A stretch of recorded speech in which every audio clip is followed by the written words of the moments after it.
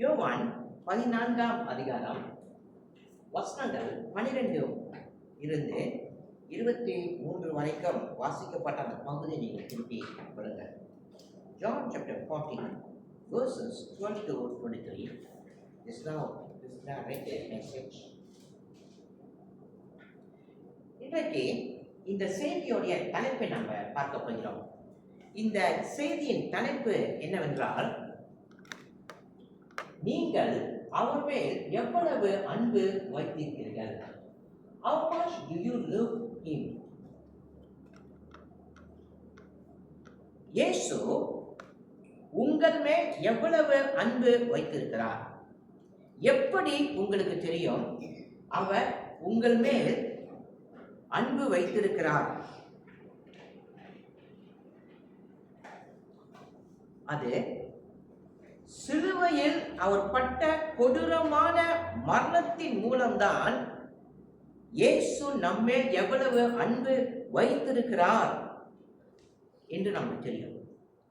நாம் சிலுவையை நோக்கி பார்க்கும் போதுதான் அவருடைய முழு அன்பும் நாம் பார்க்க முடியும், எவ்வளவு அன்பு அவர் நம்மேல் வைத்தார் என்று. இன்னும் சொல்ல போனால், அவரிடத்தில் எவ்வளவு அன்பு இருந்தது, அந்த அன்பை முழுவதுமாகவே அவர் சிலுவையில் செலுத்திவிட்டார்.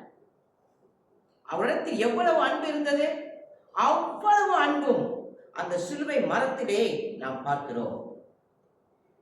அவர் நம்மேல் அன்பு செலுத்தினார். இப்பொழுது நாம் அவர் மேல் அன்பு செலுத்த நமக்கு பொறுப்பும் கடமையும் இருக்கிறதா? அல்லது அவர் என் மேல் அன்பு செலுத்தி விட்டார், சந்தோஷம் மகிழ்ச்சி, அவருக்கு ஒரு வார்த்தை சொல்லிவிட்டு நாம் போக போறோமா? வசனம் 23ஆம் வசனத்தை பாருங்கள். verse 23.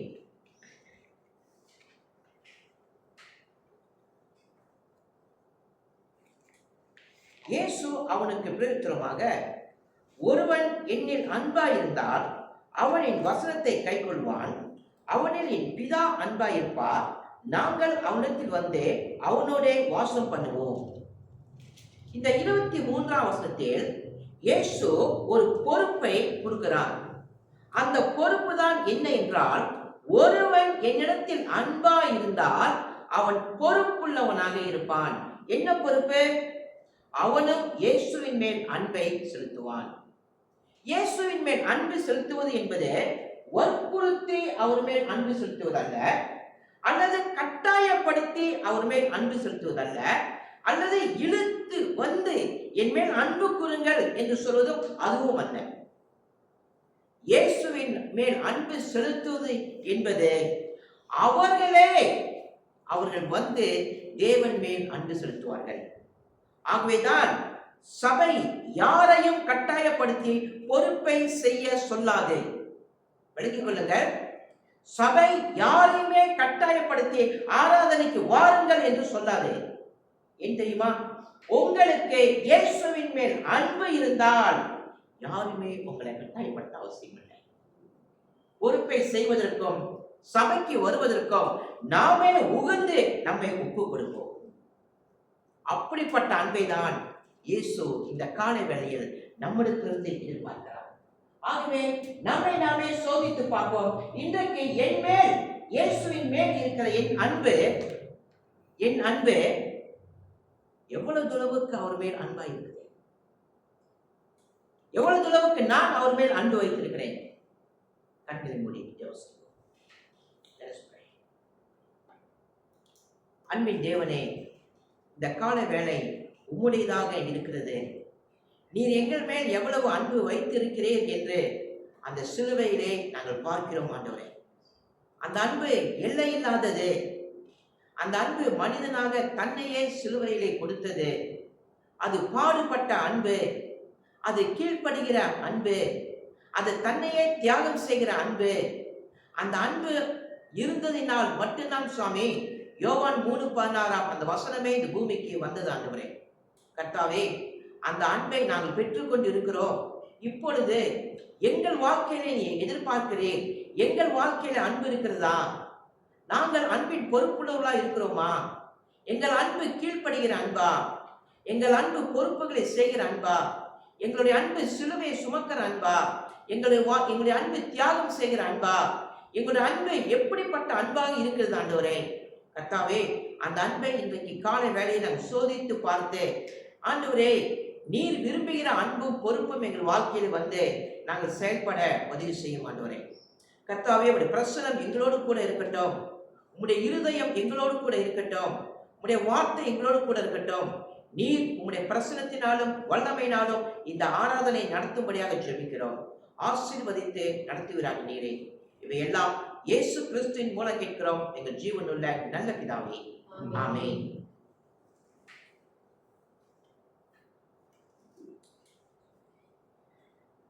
செய்தியை நாம் பார்க்கிறதுக்கு முன்னதாக இதோட தலைப்பை நான் சொன்னேன். நீங்கள் அவர் மேல் எவ்வளவு அன்பு வைத்திருக்கிறீர்கள். இதுதான் செய்தியினுடைய தலைப்பு. சரி, இந்த தலைப்பிலே நாம் முதல் சத்தியத்தை நாம் பார்க்க போகிறோம். முதல் குறிப்பு. அந்த முதல் குறிப்பு என்னவென்றால்,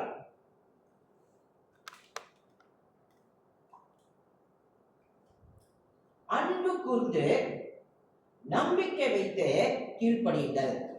அதை சோகமாக ஆங்கிலத்திலே அதை மொழிபெயர்க்கப்பட்டிருக்கிறது. Love, trust, obey. 12ஆம் வசனத்தை பாருங்கள். மெய்யாகவே மெய்யாகவே நான் உங்களுக்கு சொல்கிறேன், நான் என் பிதாவிடத்திற்கு போகிறபடினால் என்னை விசுவாசிக்கிறவன் நான் செய்கிற கிரியையிலும் தானும் செய்வான், இவைகளை பார்க்கிலும் பெரிய கிரியைகளையும் செய்வான்.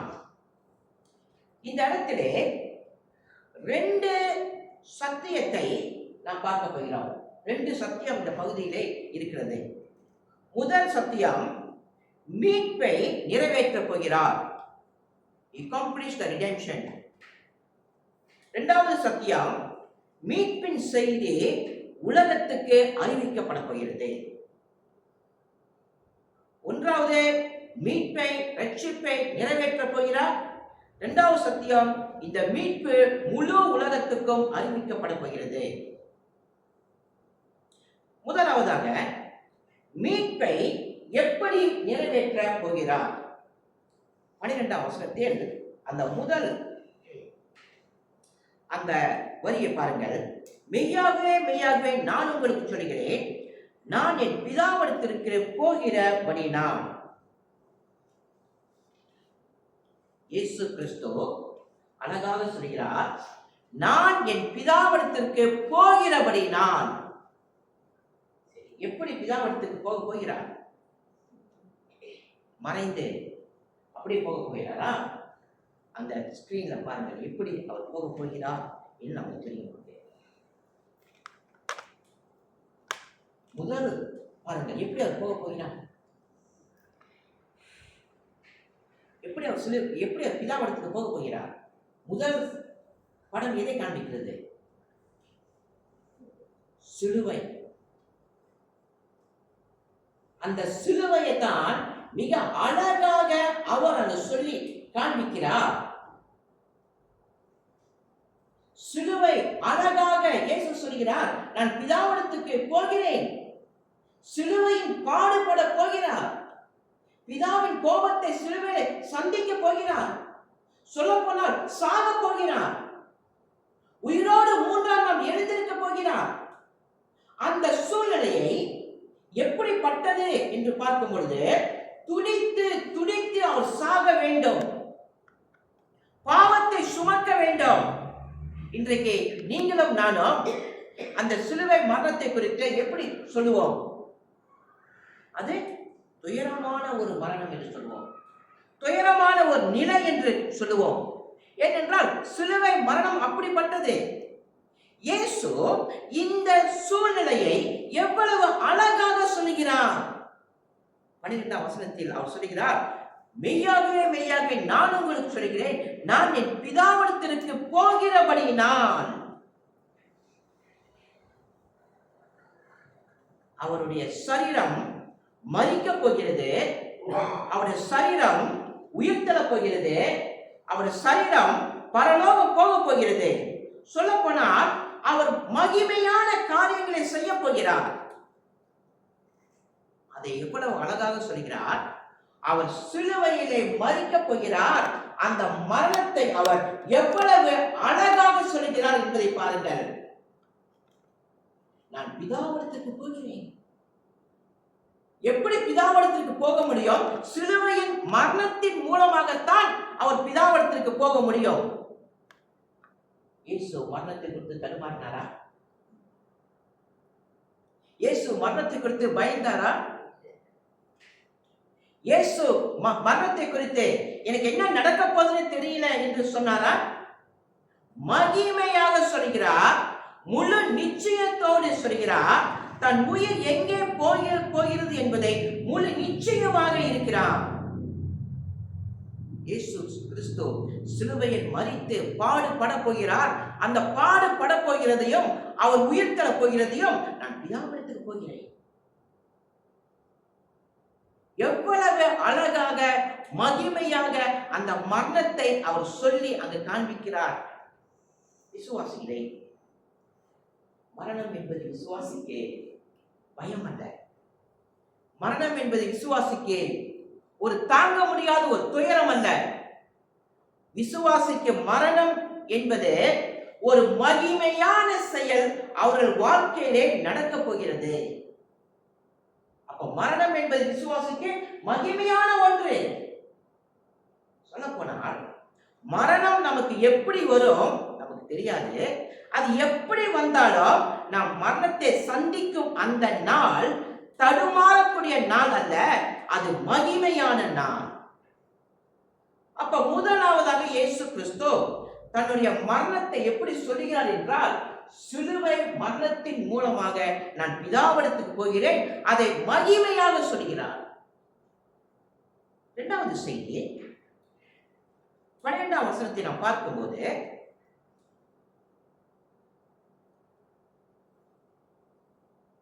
பிதாவிடத்திற்கு போகிறபடினால் என்னை விசுவாசிக்கிறவன் நான் செய்கிற கிரையிலும் தானும் செய்வான், இவைகளை பார்க்கிலும் பெரிய கிரைகளை செய்வான். மீட்பின் செய்தி இரண்டாவது அறிவிக்கப்படுது. உலகம் முழுவதும் சுவிசேஷம் செல்லும் என்றேன். அந்த 12ஆம் வசனத்தை கொஞ்சம் கவனிங்க. இயேசு அங்கு சொல்கிறார், இவைகளை பார்க்கிலும் பெரிய கிரைகளை செய்வான். இயேசுவை விட யாராவது பெரிய கிரைகளை அற்புதங்களை இந்த பூமியில் யாராவது செய்திருக்காங்களா? இந்த வசனத்தை அநேகர் அப்படியே எடுத்துக்கொண்டு தானும் அதே போல இயேசுவை விட பெரிய கிரைகளை செய்வான் என்று சொல்றாங்க. இந்த வசனத்தை தவறாக புரிந்து கொண்டால் அப்படித்தான் நாம் விளங்கிக் கொள்வோம். அதற்கு தான் தேவை வேத வார்த்தையை வியாக்கியானம் பண்ண தெரியணும். எக்ஸிஜிசிஸ், வேத வசனத்தை நமக்கு வியாக்கியானம் பண்ண தெரியணும். வேத வார்த்தை வியாக்கியானம் பண்ணால்தான் இந்த வசனங்களை நான் புரிந்து கொள்ள முடியும், விளங்கிக் கொள்ள முடியும். சரி, ஒரு கேள்வி கேட்கிறேன். இயேசுவை விட பெரிய அற்புதம் யாராவது இந்த பூமியில் செய்திருக்காங்களா? 2 மீன் 5 அப்பம் 5000 பேர் இயேசு கொடுத்தாரு. யாராவது 2 மீன் 5 அப்பம் 1 கோடி மக்களுக்கு கொடுத்துருக்காங்களா? யாருமே கொடுத்ததில்லை. இயேசு மரித்த 4 நாள் லாசரு உயிரோடு எழுப்பினார். யாராவது அதுக்கு மேல அற்புதம் செய்திருக்காங்க உலகத்துல? யாருமே இல்லை. அப்படி என்றால் இந்த வசனம் எதை போதிக்கிறது? இவைகளை பார்க்கிலும் பெரிய கிரைகளை செய்வான் என்று. இடத்துல பாருங்க, ஒரு சிறிய படத்தை நான் அங்கே காண்பித்திருக்கேன் பாருங்க. பெத்லகேம், ஜெருசலேம், நாசரேத், கலிலேயா 200 கிலோமீட்டர். சரி, அந்த பிக்சர் எதை சொல்லுது பார்க்கலாம்? யாராவது சொல்லுங்க பார்க்கலாம். அந்த பிக்சர் எதை சொல்லுது? இந்த படம் எதை காண்பிக்குது? யாராவது கொஞ்சம் செய்யுங்க. அந்த முதல் பிக்சர் என்ன சொல்லப்படுது? அது பாருங்க, 200 கிலோமீட்டர், பெத்லகேம், ஜெருசலேம், நாசரேத், கலிலேயா.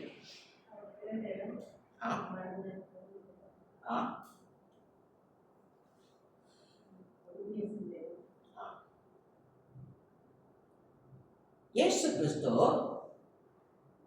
எங்கு பிறந்தார்? பெத்லகேமில் பிறந்தார். பெத்லகேமில் பிறந்தார். அப்ப பெத்லகேமில் அங்கு ஒரு நற்செய்தி, அங்கு ஒரு செய்தி ஒன்று சொல்லப்படுது. ஆனால் அந்த சொல்லப்பட்ட அந்த செய்தி எங்க வரைக்கும் வருகிறது? இயேசு கிறிஸ்து எங்க இருக்கிறாரு கேட்டால் பெத்லகேமில் ஊரில் அவர் பிறந்து நாசரேத்து ஊரிலே அவர் வளர்ந்து கலிலேயாவிலே ஊழியம் செய்து அந்த சுற்றி இருக்கக்கூடிய சில இடத்தில் ஊழியம் செய்து கடைசியில் எருசலேமிலே அவர் மரிக்கிறார். அப்ப அவர் போன இடம், வந்த இடம், பிரயாணம் பண்ண இடம் எல்லாவற்றையும் பார்க்கும் பொழுது 200 கிலோமீட்டருக்குள்ள தான் இருக்குது அவர் பிரயாணம் பண்ண இடம். அதுக்கு மேல இல்லை. இங்க பாருங்க, இயேசு கிறிஸ்து சொல்கிறார், இவைகளை பார்க்கிறோம் பெரிய கிரிகளை செய்வான். அப்ப இயேசு இந்த இடத்துல அற்புதத்தை குறித்து கண்டிப்பா பேசவே இல்லை. என்னை விட பெரிய அடையாளங்கள் செய்வான், அதை குறித்தும் அவர் சொல்லவே இல்லை. இயேசு அப்ப எதை குறித்து இங்கு சொல்ல வருகிறார்? அப்படி என்றால் பெரிய கிரியை என்றால் என்ன? பெரிய அற்புதம், பெரிய செயல் என்றால் என்ன? மார்க்கு 16ஆம் அதிகாரம் 15ஆம் வசனம். மார்க் chapter 16 verse 15 பாருங்கள். Mark 16:15.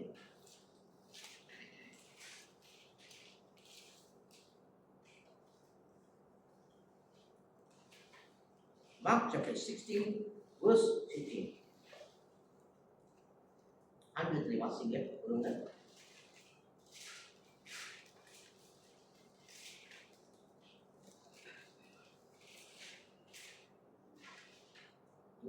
English. And he said to them, go into all the world and proclaim the gospel to the whole creation. Tamil Krishna வாசிங்க. பின்பு அவர் அவர்களை நோக்கி, நீங்கள் உலகம் எங்கும் போய் சர்வ சிருஷ்டிக்கும் சுவிசேஷத்தை பிரசங்கியுங்கள். இயேசு கடைசி வாக்குத்தத்தம் கொடுக்கிறார். நீங்கள் உலகமெங்கும் போய் சர்வ சிருஷ்டிக்கும் சுவிசேஷத்தை பிரசங்கியுங்கள். இந்த படத்தை பாருங்கள். இயேசு கிறிஸ்து அவர் செய்த ஊழியங்கள் 200 கிலோமீட்டருக்குள்ளதான் இருந்தது. இப்பொழுது அவர்களை எங்கு போக சொல்கிறார்? இந்த படத்தை பாருங்க. மலேசியா கூட வர சொல்லியிருக்காரு. அடுத்ததாக இந்தியாவுக்கு கூட போக சொல்றாரு. அமெரிக்கா கூட போக சொல்றாரு. கலிலேயாவுக்கு கடைசி அம்புக்குறி எங்க போட்டிருக்கு? உலகம் முழுதும் பொங்கல் என்று சொல்றாரு. ஆனா எங்கிருந்து அந்த ஊழியம் ஆரம்பமானது? பெத்லகேமில் இருந்து ஆரம்பமானது. அப்ப பெத்லகேமில் இருந்து ஆரம்பமாகிற அந்த ஊழியம் உலகம் முழுவதும் நீங்கள் போய் சுவிசேஷத்தை அறியுங்கள் என்று சொல்கிறார். இப்ப இந்த ரெண்டு படத்துக்கும் வித்தியாசம் என்ன?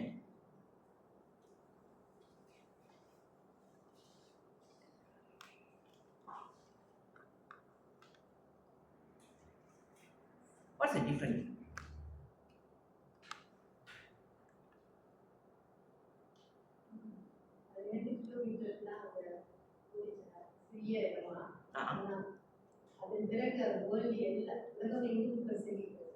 உலகமெங்கு பிரசிக்க சொல்றாங்க. அப்ப அம்மா நீ ட்ரை பண்ற சொல்லுங்க. அவர் வந்து இந்தியாவுக்கு பேசுறாரு. உலகம் முழுவதும் சுவிசேஷம் நற்செய்தி பரவிச்சு. 10ஆம் கல்ல இருக்கா சுவிசேஷம்? எத்தனை சபை இருக்காங்க? 10ஆம் கல்ல உலகமத்தில் இருக்கு, ராசாலம் இருக்கு, ஒக்கிகுளம், சென்றாங்க. சரி, எங்க அது ஆரம்பமானது? முதல்ல எங்க ஆரம்பமானது? பெத்லகேம். ஆனா பெத்லகேம்ல ஆரம்பிச்சு இப்ப பத்தாங்கலையில வந்து சேர்ந்திருக்கு. உலகம் முழுவதும் வந்து சேர்ந்திருக்கு. அப்படின்னா அந்த வசனம் எதை குறித்து அங்கு சொல்லுது? என்னை விட பெரிய கிரிகளை செய்வான் என்று. சொல்லுங்க, எதை குறித்து சொல்லப்படுது? சொல்லுங்க. சுவிசேஷத்தை குறித்து தான் அங்கு சொல்லப்படுது. 12ஆம் வசனம் தேவன் இயேசு கிறிஸ்து மிக அழகாக சொல்கிறார். மெய்யாகவே மெய்யாகவே நான் உங்களுக்கு சொல்கிறேன், நான் என் பிதாவிடத்திற்கு போகிறபடினால் என்னை விசுவாசிக்கிறவன் நான் செய்கிற கிரியைகளையும் தானும் செய்வான், இவைகளை பார்க்கிலும் பெரிய கிரியைகளை செய்வான். உலகம் முழுவதும் சுவிசேஷம் செல்லும், சுவிசேஷம் அறிவிக்கப்படும். அதைத்தான் அவர் இந்த இடத்திலே சொல்ல வருகிறார். அப்ப ரெண்டு சத்தியத்தை பார்க்கிறோம். முதல் சத்தியம் என்ன? மீட்பை எப்படி சம்பாதிக்க போகிறார். இரண்டாவது, மீட்பின் செய்தி உலகம் முழுவதும் அறிவிக்கப்பட போகிறது. இந்த பொறுப்பு, அந்த இரண்டாவது படத்தினுடைய பொறுப்பு இன்றைக்கு யாருக்கு இருக்கிறது? அப்போஸ்தலர்களுக்கா? யாருக்கு? சபை. சபை. நமக்கு அந்த பொறுப்பு இருக்கிறது. இப்ப அந்த செய்தி, அந்த மிகப்பெரிய ஒரு செய்தி, உலகம் முழுவதும் சொல்ல வேண்டிய செய்தி நமக்கு இருக்கிறது. அப்ப நாம் அந்த பொறுப்பை நாம் செய்ய வேண்டியதாக இருக்க வேண்டும்.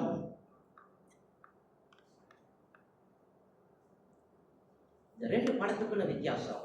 இயேசு கிறிஸ்து செய்த ஊழியம் அந்த பலஸ்தீனா நாட்டு மக்கள் அங்கு மத்தியில் தான் இருந்தது. ஆனால் அவர் சொல்கிறார், என்னை விட மிகப்பெரிய கிரியைகளை செய்வார் என்று சொல்லும் பொழுது சுவிசேஷம் உலகம் முழுவதும் செல்லும். அதைத்தான் அவர் இங்கு சொல்ல வருகிறார். உலகம் முழுவதும் சென்று என்ன செய்யப்படும்? இதுக்கு என்ன வச்சிருக்கேன்? சபை. சபை. சபை கட்டப்படும். சபை. சபை ஆரம்பமாகும். அப்போ உலகம் முழுவதும் சபைகள் ஆரம்பமாகும். உலகம் முழுவதும் ஊழியங்கள் ஆரம்பமாகும். உலகம் முழுவதும் கிறிஸ்துவர்கள் ஆரம்பிப்பார்கள். உலகம் முழுவதும் கிறிஸ்துவ ஸ்தாபனம் ஆரம்பிக்கப்படும். உலகம் முழுவதும் இது செல்லும். அப்ப கிறிஸ்து கொடுத்த வாக்குத்தத்தம் என்னை விட மிகப்பெரிய கிரியைகளை செய்வார்கள் என்று சொல்லும் பொழுது பெரிய பெரிய அற்புதங்களை செய்வார்கள் என்று அல்ல, அவருடைய ஊழியங்கள் நடைபெறும், அவருடைய சத்தியங்கள் நடைபெறும், ஆத்துமா சபைகள் கட்டப்படும். இயேசு சொன்னார்களா, நான் என் சபையை கட்டுவேன். அதுதான் ஆண்டவரின் இடத்திலே நாம் சொல்லி காண்பிக்கிறார். இப்பொழுது 13ஆம் வசனம் 14ஆம் வசனத்தை பாருங்கள். verse 13 verse 14. 13-14.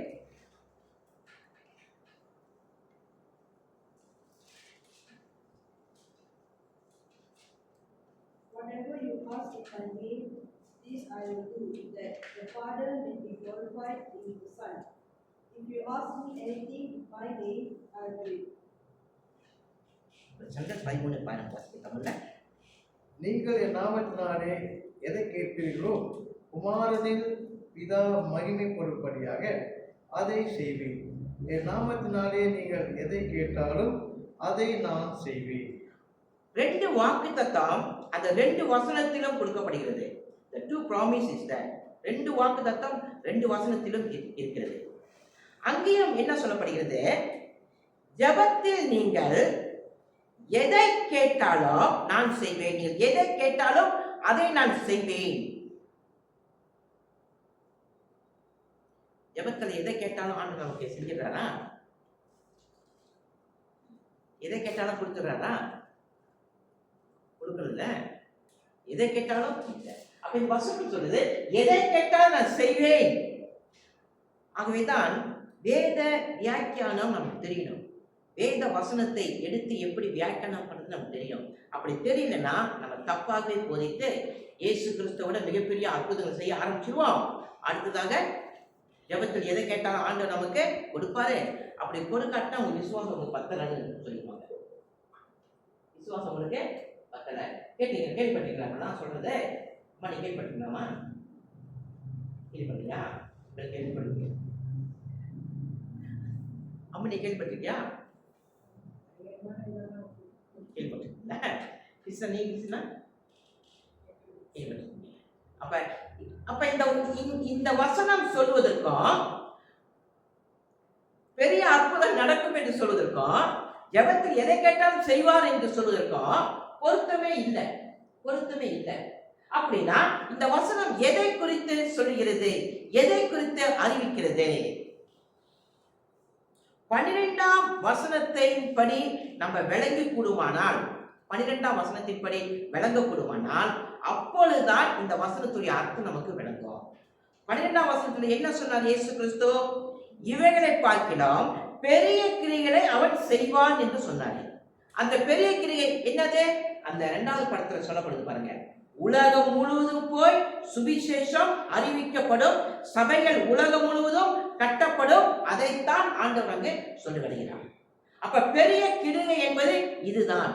அப்ப ஊழியங்களுக்கு எத்தனை தடைகள் வந்தாலும் சரி அது நிறைவேறியே ஆகும்.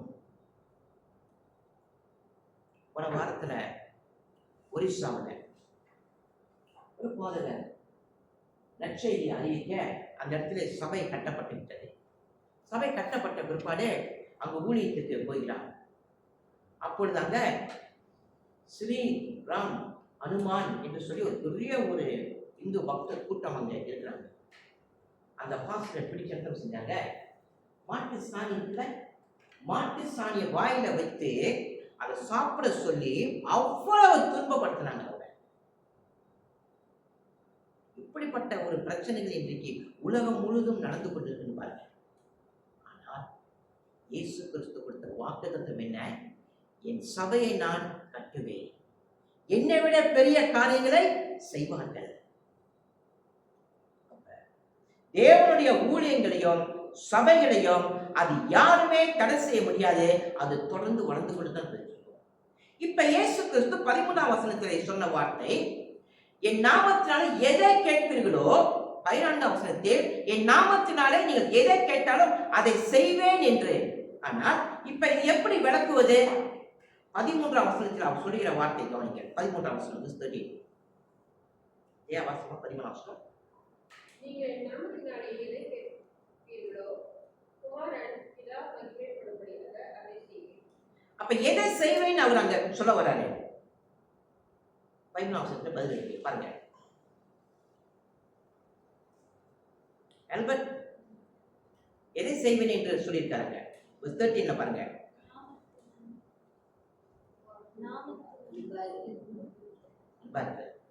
Albert don't try.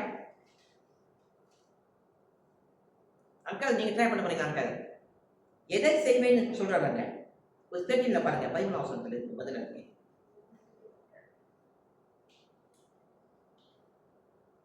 சரி,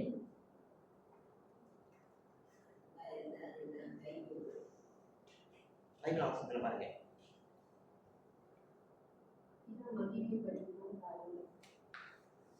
குமாரனில் பிதா மகிமைப்படும்படிக்கு அதை செய்வேன். அப்ப நம்ம எதை சொல்ல வர்றாங்க? பிதாவானவர் குமாரனில் மகிமை அடையும்படிக்கு அதை அவர் செய்வார் என்று சொல்லப்படுகிறது. அப்ப பிதா மகிமைப்படும்படி நாம் கேட்கிறது. அப்ப பிதா மகிமைப்படும்படி கேட்கிறது என்றால் என்ன? 12ஆம் வசனத்தை நம்ம விளங்கினாதான் அது விளங்கும். 12ஆம் வசனம் எது? பிதா மகிமை அடையும்படி. நற்செய்திதான். நற்செய்தி அங்கு அறிவிக்கப்படுகிறது, சபை அங்கு கட்டப்படுகிறது, ஊழியம் அங்கு தொடர்ந்து நடைபெறுகிறது, மக்கள் அங்கு ரட்சிக்கப்படுகிறார்கள். இதைத்தான் அவர் சொல்ல வருகிறார். அப்படி என்றால் இதை அவர் செய்யும் பொழுது, இதை அவர் சொல்லும் பொழுது அவர் சொல்றாரு, பிதா மகிமை அடையும்படி அதை செய்வேன். அப்ப 14ஆம் வசனத்தில் சொல்றாரு, என் நாமத்தினாலே நீங்கள் எதை கேட்டாலும் அதை செய்வேன். ரட்சிக்கப்பட்ட விசுவாசிகள் எதையெல்லாம் கேட்பாங்களா? அப்படி எதையெல்லாம் எல்லாரும் கேட்கிறாங்க இது பண்ணுங்க, அதுக்கு அர்த்தம் என்ன? ஜெபத்துல என்ன அர்த்தம்? எல்லாத்தையும் கேட்கிறாங்க, அதுக்கு அர்த்தம் என்ன? வெறும் அது ஜெபமா? என்ன ஜெபமா அது? அது என்ன ஜெபமா அது? எல்லாரும் கேட்கிறாங்க விசுவாசிகள். அது சுயநலமான ஒரு ஜெபம், சுயநலமான ஜெபம். அப்ப ரட்சிக்கப்பட்ட விசுவாசிகள் என்றைக்குமே சுயநலத்துக்காக ஜெபிக்க மாட்டாங்க. அப்ப இந்த 14ஆம் வசனம் எதை சொல்லுதுன்னா, அதை செய்வேன், என் நாமத்தினாலே நீங்கள் எதை கேட்டாலும் அதை செய்வேன் என்று சொல்லும் பொழுது பிதாவின் குமாரனில் பிதா மகிமை அடையும்படி அதை செய்வேன். அப்ப அவங்க எதை கேட்பார்கள் என்று சொன்னால், பிதா மகிமை, குமாரன் மகிமை அடையும்படி. அப்படி என்றால் மக்கள் ரட்சிக்கப்படணும், சபைகள் கட்டப்படணும், ஊழியர்கள் வளரணும். இது எல்லாவற்றையும் அவர்கள் பிதா குமாரன் மகிமை அடையும்படி, பிதா மகிமை அடையும்படி அவர் எதை கேட்கிறார்களோ அவர் சொல்றாரு, அதை நான் செய்வேன் என்று சொல்றாரு. அப்ப இன்னைக்கு நாம் ஜெபிக்கிறோம்ல, நம்முடைய ஜெபம் பிதா மகிமை அடையும்படி நம்முடைய ஜெபம் இருக்குதா? அப்ப நம்முடைய ஜெபத்தை கொஞ்சம் யோசிச்சு பாருங்க. நம்ம எதற்கெல்லாம் நம்ம ஜெபிக்கிறோம் என்று சொல்லிட்டு. சரி, இப்ப 15ஆம் வசனத்துக்கு போங்க. verse 15. தனி பசியா 15ஆம் வசனம். If he will be, keep my commandment. Wasima 15ஆம் வசனம். நீங்கள் என்னிடத்தில் அன்பாயிருந்தால் என் கற்பனைகளை கைக்கொள்ளுங்கள்.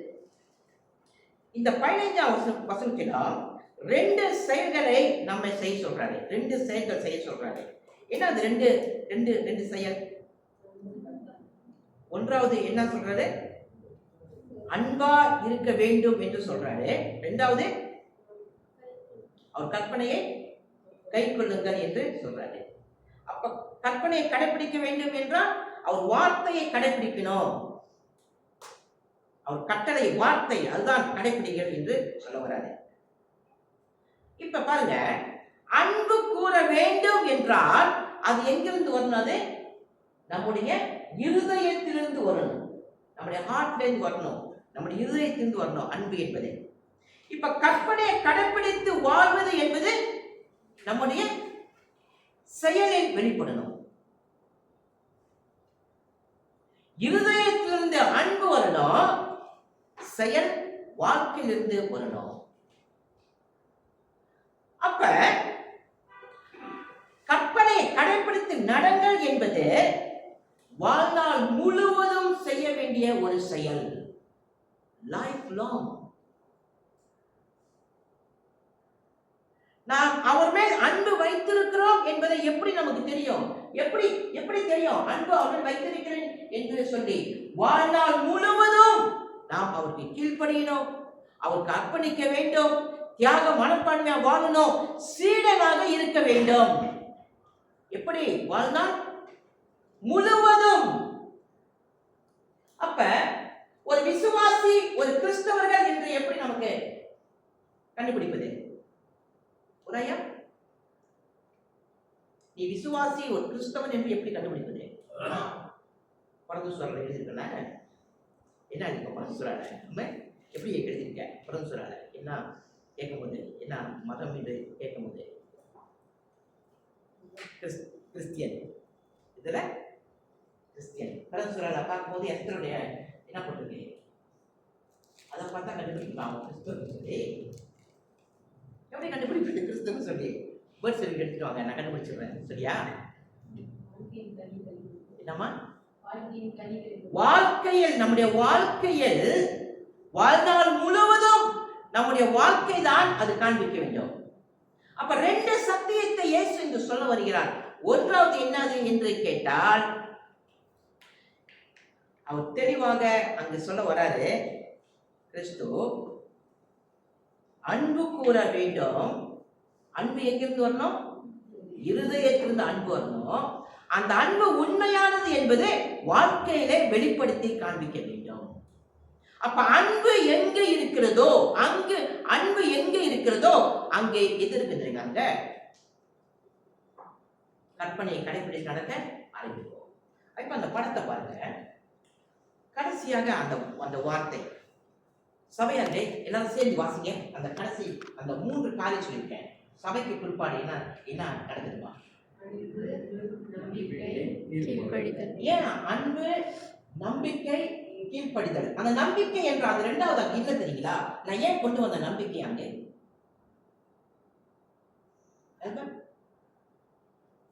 தமிழ்ல அது, இங்கிலீஷ்ல சொல்லுங்க. அது அன்புனா என்னது இங்கிலீஷ்ல? கீழ்ப்படிதல். நம்பிக்கை என்பது என்ன சொன்ன? நம்பிக்கை என்பது ட்ரஸ்ட். நம்பிக்கை. ஓகே, கீழ்ப்படிதல் என்பது obedience. obey. நான் ஏன் இந்த அந்த இடத்துல நம்பிக்கை இல்லை, ஏன் இந்த நம்பிக்கை நான் கொண்டு வந்து சேர்த்தாங்க?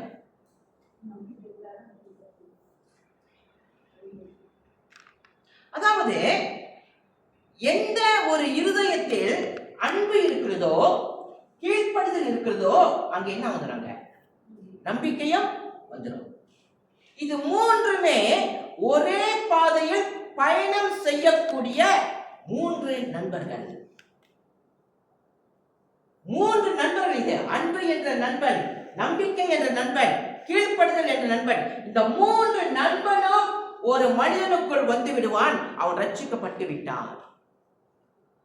இயேசு மிக தெளிவாக சொல்றாரு பாருங்க. அந்த 15ஆம் வசனத்தில், நீங்கள் என்னிடத்தில் அன்பா இருந்தால் என் கற்பனைகளை கைக்கொள்ளுங்கள். அன்பு எந்த மனிதனுக்குள் இருக்கிறதோ, அன்பு எந்த மனிதனுக்குள் இருக்கிறதோ அந்த மனிதனுக்குள்ள நம்பிக்கை இருக்கும். நம்பிக்கை எந்த மனிதனுக்குள் இருக்கிறதோ அந்த மனிதனுக்குள் கீழ்ப்படிதல் இருக்கும். இந்த மூன்று நண்பர்களையும் பிரிக்கவே முடியாது. அன்பானவர்களே, ஒரு காரியத்தை முடிக்க போற பிரசங்கத்தை, அது முடிக்கிறதுக்கு முன்னாடி ஒரு காரியத்தை சொல்றேன், நல்லா கவனமா கவனிங்க. இந்த மூன்று என்ன தெரியுங்களா? ஒரு கிறிஸ்தவனுடைய தூண், அஸ்திபாரம். இதான் தூண். இந்த தூண் எந்த மனிதனுடைய வாழ்க்கையில இருக்கிறதோ அந்த மனிதனுக்குள் பல கனிகள் இருக்கும், பல குணங்கள் இருக்கும், பல வளர்ச்சிகள் நடக்கும். இந்த மூணு தான் அந்த மனிதனுடைய வாழ்க்கையிலே இருக்கக்கூடிய வளர்ச்சிகளும் கனிகளும். இப்ப நம்ம கேட்கலாம், நம்ம சிலர் சொல்லலாம், இந்த உலகத்திலே நான் என்னவா மாற போறேன்னு கேட்டா, சில பேர் நான் பெரிய பட்டதாரியா மாற போறேன், நான் பெரிய வேலை செய்ய போறேன், நான் பெரிய ஆளா மாற போறேன், எல்லாரும் சொல்லுவாங்க. அது மட்டும் இல்ல, இன்னும் சில பேர் நான் பெரிய பெரிய ஊழியர்களை செய்ய போறேன், பெரிய சபைகளை கட்ட போறேன், பெரிய செயல் கிறிஸ்துவனா வாழ போறேன் என்று சொல்றாரு. அதெல்லாம் இருக்கட்டும்பா, அதெல்லாம் இருக்கட்டும். நீ பெரிய பெரிய வேலைகள், பெரிய பெரிய ஊழியங்கள், பெரிய பெரிய காரியங்கள் எல்லாம் இருக்கட்டும். ஆனா இப்ப நான் உங்களுக்கு ஒண்ணு கேட்கிறேன், உங்களுக்குள்ள என்ன இருக்குமா? முதல்ல அன்பு, ரெண்டாவது, மூன்றாவது, இதை விட ஒரு பெரிய கிரியை இருக்க முடியுமா? இதை விட பெருசு இருக்க முடியுமா இந்த உலகத்துல? இருக்க முடியாதுல்ல. இன்றைக்கு சபைகள், இன்றைக்கு விசுவாசிகள் இந்த மூன்று காரியத்தை மறந்து விட்டார்கள். ஆகவேதான் சபை உடைகிறது. ஆகவேதான் சபைகளுக்குள்ள பல பிரச்சனைகள். இந்த மூன்று அஸ்திபாரம் அங்க அந்த சபையில இல்லை. சொல்லுங்க, ஒன்னாவது என்னதுமா? சத்தமா சொல்லுங்க. ரெண்டாவது, மூன்றாவது.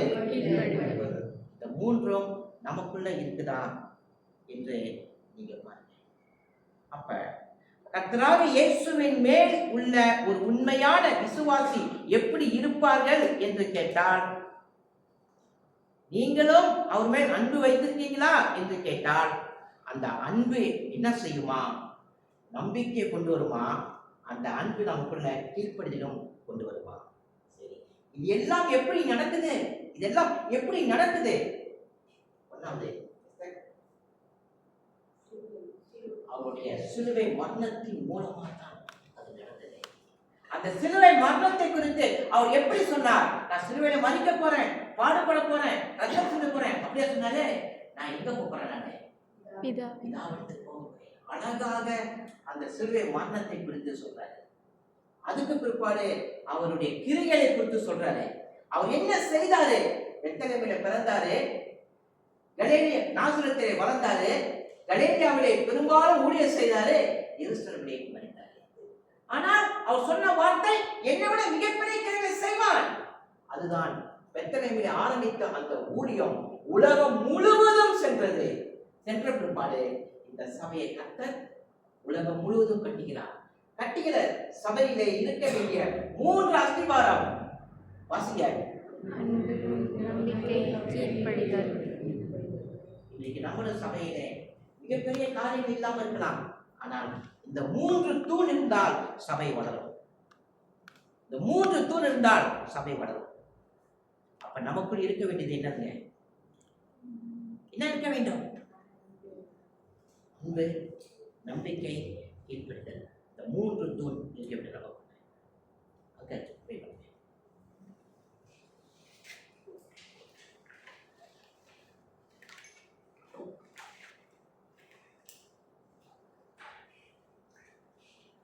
இங்கே பரலோகத்திலாகவே ஒரு சமூகத்தில் சபையோராக நாங்கள் இந்த வேலையிலும் அமர்ந்து, அப்பா நீர் உம்முடைய ஆண்டகத்த குமாரன் இயேசு கிறிஸ்து மூலமாக எங்களுக்கு நீர் அறிவித்த இந்த சத்தியத்தை, இந்த உண்மையை நாங்கள் ஆண்டை கர்த்தாவே இந்த நாளில் கீழ்ப்படிந்து நாங்கள் வாழ வேண்டும் ஐயா.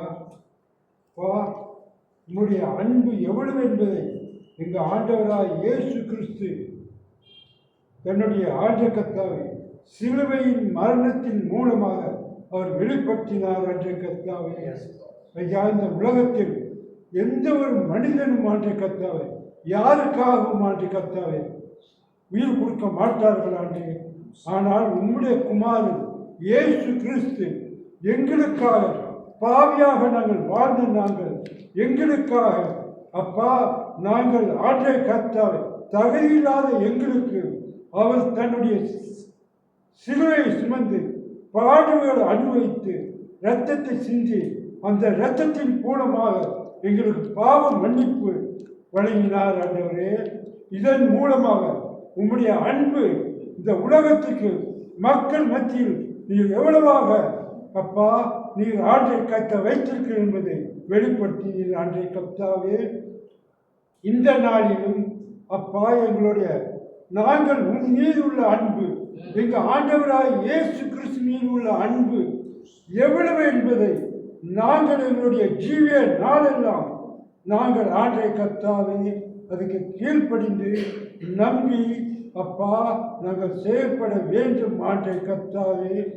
அன்பின் தேவனே, அப்பா இந்த நாளிலும் ஆண்டை கர்த்தாவே நாங்கள் வெறும் கிறிஸ்துவர்கள் என்று சொல்லிக் கொண்டு ஆண்டை கர்த்தாவே வாழ்வதில்லை. ஆண்டை கர்த்தாவே, எங்கள் ஆண்டவராய் இயேசு கிறிஸ்து சொன்னது போல் அப்பா அவருடைய சிலுவை நாங்களும் ஆண்டை கர்த்தாவே அனுதினம் சுமக்க வேண்டும். எங்களுடைய வாழ்க்கையில் ஆண்டு அன்பு, நம்பிக்கை, ஆண்டை கர்த்தால் கீழ்ப்படிதல், இது ஆண்டை கர்த்தால் அவசியமாக இருக்கிறது. ஆண்டு இதன் மூலமாகவே எங்கள் ஆண்டவராய் இயேசு கிறிஸ்து எப்படி அப்பா தகப்பனை சிலுவை சுமந்து ஜெயம் கொண்டாரோ, வெற்றி கொண்டாரோ, உமக்கு மகிமை கொண்டு வந்தாரோ, அதுபோல் ஆண்டவை நாங்களும் அப்பா இந்த பூமியில் வாழ்கிற நாங்கள், இந்த மலேசியா தேசத்தில் வாழ்கிற நாங்கள் அப்பா அப்படிப்பட்ட ஒரு ஆண்டை கர்த்தாவே மக்களாக நாங்கள் வாழ வேண்டும். வெறும் பெருமைக்கென்று ஐயா, வெறும் வெளிப்பாட்டு வெளி ஆண்டை கர்த்தா ஆடம்பரமாக அல்ல. ஆண்டை கர்த்தாவே உமக்கு நாங்கள் கீழ்ப்படிய வேண்டும், உண்மையில் நம்பிக்கை வைக்க வேண்டும் அப்பா, உண்மையில் அன்பு கூற வேண்டும் என்பதை இது முழுமையாக எங்களுடைய வாழ்க்கையில் நாங்கள் வெளிப்படுத்த வேண்டும். ஆண்டை கர்த்தாவே அப்பா, எங்களுடைய வாழ்க்கையில் நாங்கள் இந்த உலகத்தில் வாழ்கிறோம். இந்த உலகத்துடைய இச்சைகள், இன்பங்கள், ஆசைகள் எங்களை ஆண்டை கர்த்தாவே திசை திருப்புகிறது. ஆண்டை கர்த்தாவே, உம்முடைய அன்பிலிருந்து, உம்முடைய சத்தியத்திலிருந்து எங்களை ஆண்டை கர்த்தாவே ஆண்டை கர்த்தாவே சிந்தையை மாற்றுகிறது. ஆனால் இதுக்கு இடம் கொடுக்காதபடி நாங்கள் ஜெபத்தில் தரித்திருக்கவும், அன்பு கூறவும், நம்பிக்கையோடு இருக்கவும் அப்பா கீழ்ப்படிதலை நாங்கள் எங்களுடைய வாழ்க்கையில் வெளிப்படுத்த வேண்டும், செயல்படுத்த வேண்டும். ஆண்டே, இதுவே நீங்கள் எதிர்பார்க்கிறீர். ஆண்டை கர்த்தாவே, இந்த எதிர்பார்ப்புக்கு இது ஆண்டை கர்த்தாவே இந்த சபையோர்கள் நாங்கள் ஆண்டை கர்த்தாவே ஒவ்வொருவரும் ஆண்டை கர்த்தாவே வாழ வேண்டும். ஆண்டை கர்த்தாவே, எங்களுக்குள் ஆண்டை கர்த்தாவே எந்த ஒரு ஆண்டை கர்த்தாவே அப்பா எந்த ஒரு ஆண்டை கர்த்தாவே பெரிய காரியமில்லை ஆண்டை கர்த்தாவே. ஆனால் உம்மால் ஆண்டை கர்த்தாவே உம்முடைய ஆண்டை கர்த்தாவே வெளிப்பாட்டினால், உம்முடைய ஆண்டை கர்த்தாவே வார்த்தினால் சபைகள் கட்டப்படுகிறது. உலகம் எங்களுடைய சுவிசேஷம் அறிவிக்கப்படுகிறது. நாங்களும் எங்களுடைய அன்றாட வாழ்க்கையில் ஒரு ஆண்டை கர்த்தாவே சுவிசேஷக்காரர்களாக எங்களுடைய அன்றாட வாழ்க்கையில் நாங்கள் காணப்பட வேண்டும். ஆண்டை கர்த்தாவே வெறும் வார்த்தை சொல்லிக் கொண்டில்லாது எங்களுடைய நடத்தை மூலமாக, கீழ்ப்படிதல் மூலமாக, நம்பிக்கை மூலமாக இதையெல்லாம் நடக்க வேண்டுமான்றே உங்களுடைய அன்பு எங்களுக்குள் ஆண்டு கத்தார் இன்னும் அதிகரிக்கட்டுமான்றே எங்களை நாங்கள் பாவமுடைய சமூகத்தில் தாழ்த்துகிறோம் அப்பா, ஒப்பு கொடுக்கிறோம் ஆண்டு கத்தாவே. இது எல்லாம் ஆண்டு கத்தாவே எங்கள் ஆண்டவராக இயேசு கிறிஸ்துவின் நாமத்தில் ஜீவிக்கிறோம் தகப்பனே. ஆமென்.